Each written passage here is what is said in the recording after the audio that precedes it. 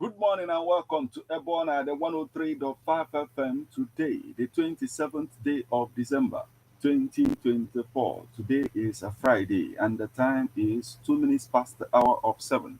It's time for newspaper headlines on EBEONADI 103.5 FM. This morning we are going to take you through the news making the headlines on Nigerian newspapers. But before we do that, let's go for a short break. When we come back, we'll continue on the stories making the headlines. Please stay with us.